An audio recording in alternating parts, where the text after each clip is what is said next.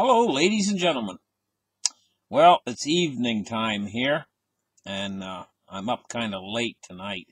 It's Friday the 15th of May 2020, and there's two things I want to talk about. Okay? The first thing is stock market. We might be in for a actual, well, I don't know if you really call it, yeah, I'm going to call it a crash. It could be a crash. I mean, it's almost like right now when, these weather forecasters come on and they give you a tornado, not a warning, but a tornado watch. They put you on tornado watch. Well, that's what this is like. This is like stock market watch right now. The stock market could crash. And, crash pretty big.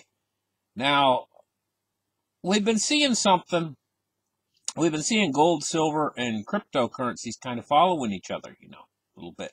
And they are actually doing phenomenally well, considering the amount of deflation that's going on out there. They're doing as good as the U.S. dollar. They're all holding their value, all three, right now, really well, considering what's going on. With the deflationary pressures, I mean, for crying out loud, over 30 million people have lost their jobs. And it's adding up. Every week it's getting like 3 million more. And I mean, this is like a growing monster. This is a depression. Something that we haven't seen in like 90 years. But here's the thing, guys. I want to talk about a possibility that might happen that doesn't occur to an awful lot of people who have gold and silver. They just love those shiny metals. They love holding them in their hand and everything, and they know they're holding wealth in their hand. But, that physical aspect where you can actually hold it in your hand is why they cherish it so much. But that's actually a negative for gold and silver when it comes to real world there's a wealth transfer going to happen very soon. An enormous wealth transfer. And now I'm not saying that gold and silver is not going to be recipients of this wealth transfer. But they might not be the big recipient of the wealth transfer. And the reason why is because you can actually hold gold and silver in your hand. Cryptocurrency can do things that gold and silver can never do. No, you just picture the unsettled world we have today. Picture if somebody has a bag full of gold and silver, and they got to suddenly move someplace, cross borders or whatever. They're not going to be able to take that with them. Or say they want to transfer that gold and silver from one place to another. Well, the same thing applies to these big money managers and stuff. They start to move in. If massive amounts of money, and we're talking them now, they've created money in the trillions of dollars. If massive amounts of that wealth start to come out of the dollar, see what the dollar actually really is it symbolizes. It's what it symbolizes. It symbolizes all the wealth stored in America. You walk over to your car, you say, well, how much is my car worth? So many dollars. How much is my house worth? So many dollars. So all of that value of all the things in America, shopping malls, cars, factories, real estate, everything is valued in dollars.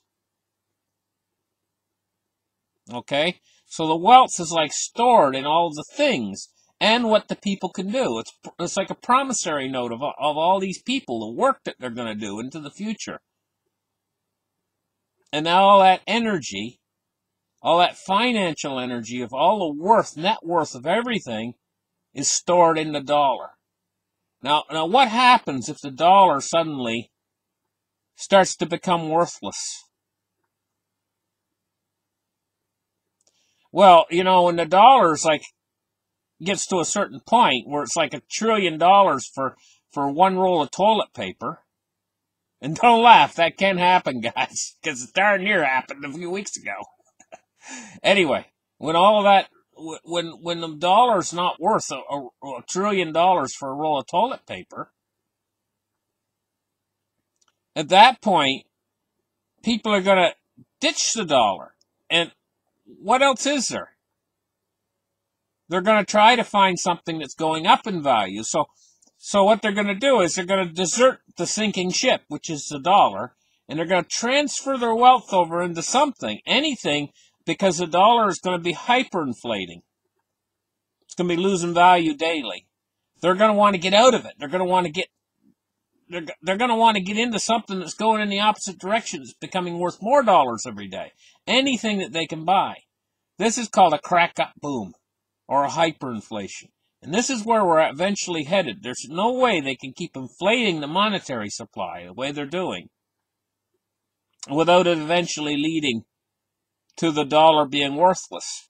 Because, you know, if you go back to like 1913, 1914, the dollar has already lost like 97 or 98% of its value from then till now. You know, there was those days when if somebody threw or somebody dropped a penny on the ground, a bunch of kids would come scrambling for it and they'd fight over a penny. Because you could actually buy a candy bar or something with a penny. Nowadays, the same candy bar, you go to the store for crying out loud, and it's a family-sized candy bar. And it's like $3.99 that you could buy for the penny. So when they say the dollar's lost like 97% or 98%, it's probably actually lost a bit more than that. Because back in those days, if a kid had 2 pennies, he could probably buy more than a kid could with $1 now. And I'm going to tell you something. Kids nowadays, there could be $0.25 in the parking lot. And they're walking out from Walmart and stuff. And they will not even bend down to pick it up.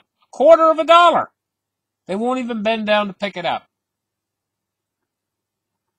A lot of kids. And those are kids. You know?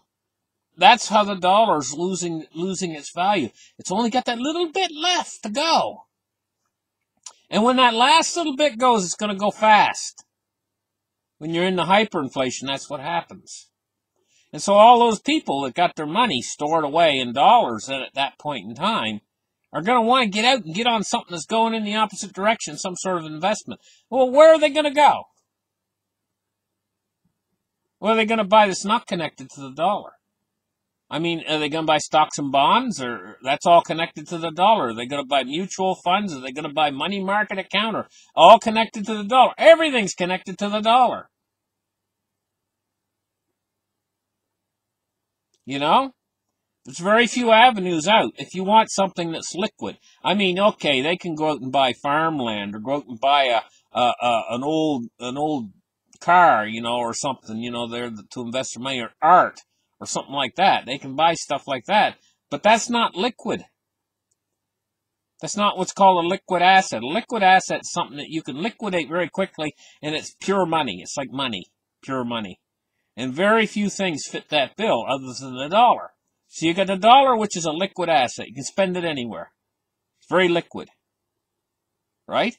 But what else is liquid where you can put your money out of dollars? Gold, silver, and cryptocurrencies. Those are the only other liquid assets you can buy that are completely free and separate from the dollar. So that's where they're all going to head.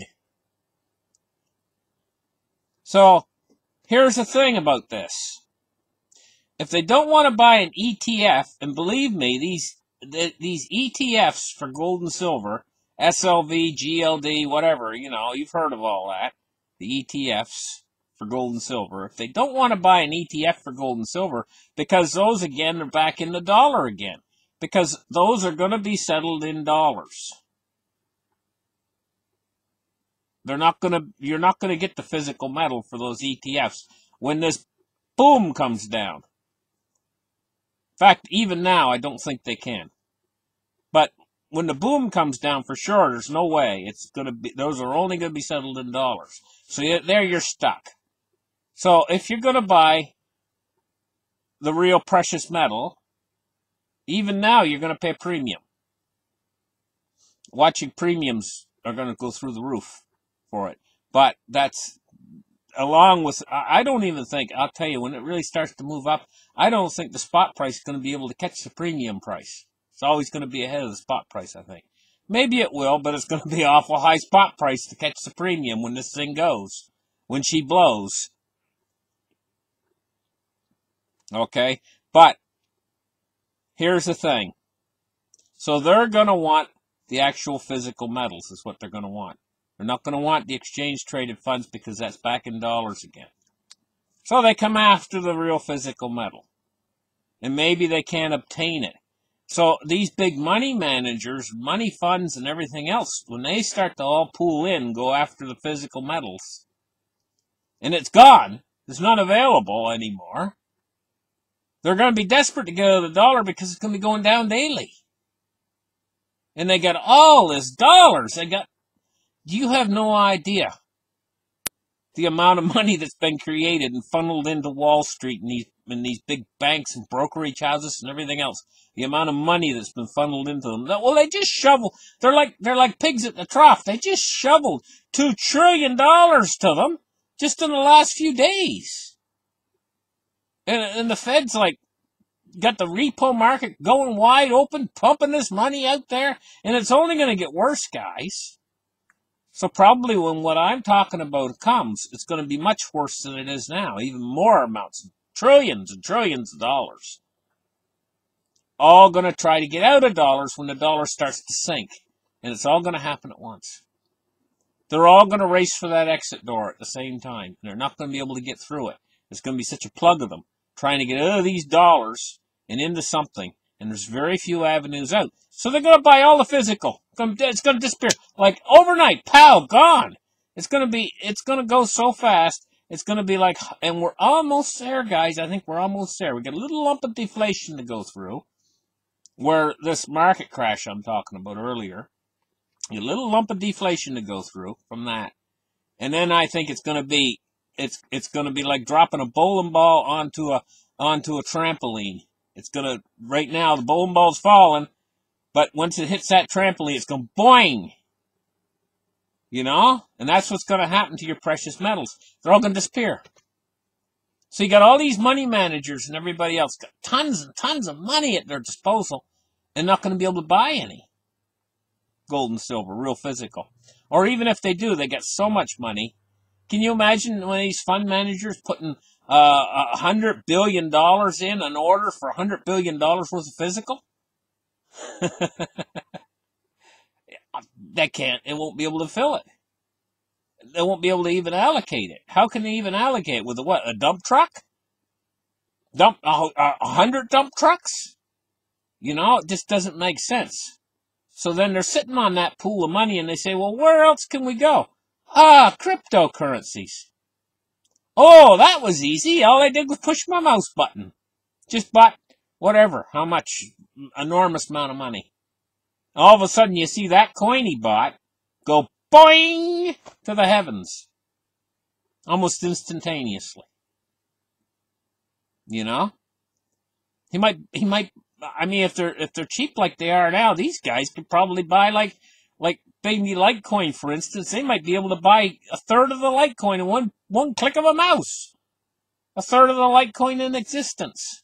One click of the mouse. These guys, we're talking, these guys have been scooping up trillions of dollars and shoving it away where the sun don't shine. When they decide they really need to get out because they see the dollar going down fast in its purchasing power, it could, quite literally, guys, this kind of inflation that we're talking about here, the dollar could lose half of its value in one day. Imagine the kind of panic that would set in. And at the same time, if the dollar starts to lose half of its purchasing power in one day, you're going to see all of these assets that are not dollar denominated get a flood of people in there trying to buy them. They're not going to be able to buy them. It's going to be like the old thing back in the stock market days, you know, when they were like screaming, buy, buy, buy, and the guy couldn't fill the order. And in the end, it's over. You know, they lost out. They didn't get any. And they tear up their ticket or whatever on the floor, and they're just walking out disgusted. That's what can happen. because all the gold and silver's gone then at that point in time, you know. And you got everybody just chasing the same thing on the crypto even. It could get so much pandemonium and the price going up so fast. With Bitcoin is actually a commodity where there's a limited amount of the actual real honest to gosh Bitcoins. And you know, the exchanges probably some, if not a lot, of Bitcoins on these exchanges probably don't even exist real. But these guys are probably going to demand that the Bitcoin be delivered into their wallet address. Because these guys that get the big money, they're smart. That's how they get the big money. They're smart. And they're not going to leave it on the exchange. They're going to buy. They're going to want these coins, and they're not going to be able to take delivery because they're going to want so many. And it could be a gouging thing where we actually quite literally have a Bitcoin shortage of the real physical Bitcoins. When I say physical Bitcoins, I mean Bitcoins you can actually transfer into your wallet and store them on the blockchain so that they're verified. There could quite literally be a shortage. And because Bitcoin's an electronically traded thing, if there was a shortage of Bitcoins, it would be like what the way the computers trade. 1 second, Bitcoin could jump $10,000 in 1 second. The next second, it jumps another 10,000. When we see the big money moving in. But like I say, in that kind of a climate, the dollar might be losing 50% of its value each day. And then that could go to 100%. Well, not 100, but 99.99%. So one day, you're able to buy your roll of toilet paper with $100 for one roll of toilet paper. The next day, it's $10,000. This, if you don't believe that can actually happen,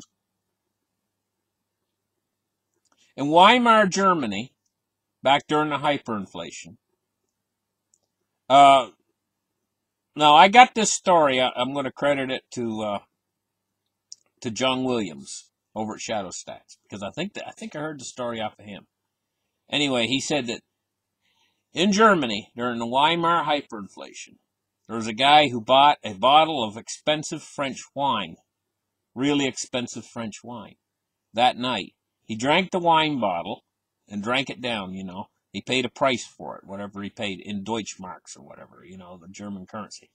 And he drank it down that night, the expensive French wine. And they used to sell bottles in those days for the glass, just for the glass. I guess they'd smash them up and collect the glass. So it wasn't worth very much.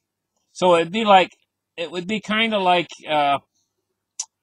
you going out and buying some expensive wine for like $50, and you getting 10 cents for the bottle.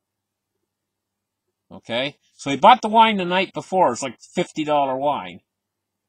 And the next morning, the bottle was worth as much as the wine had been the night before. The whole bottle of wine the night before. So he didn't lose any money just while he was sleeping, because the wine that was in the bottle, the best of wine, you know, really expensive wine, be like an expensive bottle of champagne. The bottle was worth that much the next morning, as he paid the night before for the whole wine bottle. That's how quick the money was moving. You know, and I mean, it has to move that fast. Because look at Zimbabwe. One Zimbabwe dollar is worth like $1 US. You know? And then it went so fast that after a while it was like 100 trillion. Let that number sink in for a minute. 100 trillion Zimbabwe dollars for $1 US.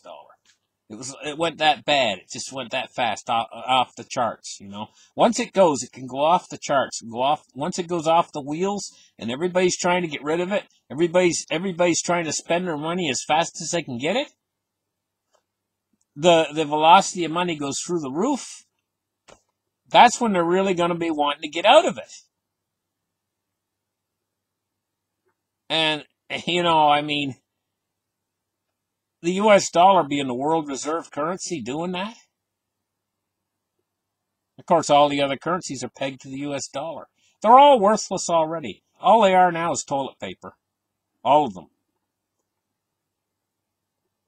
So it's not unreasonable to think that when that panic occurs and all the physical metals is gone, can't buy it. And they can't allocate it anyway because they got these trillions and trillions. The Fed just printed like 6 trillion new money. Can you imagine a few months down the road when they're having to print like 100 trillion of new money every day, and then it goes exponential, and then the next day they got to print 10,000 billion trillion, and they just go berserk with the printing?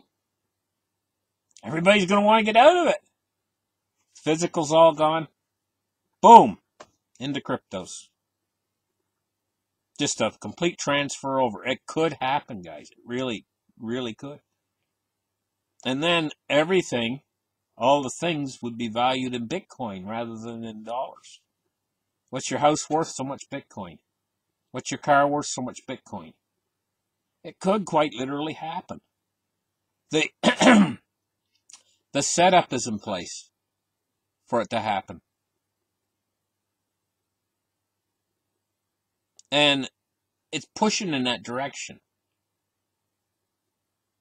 You know? It could go so fast in the end. Anyway, listen, thank you guys for listening. Give me a thumbs up, and we'll catch you guys in the next show. Bye-bye.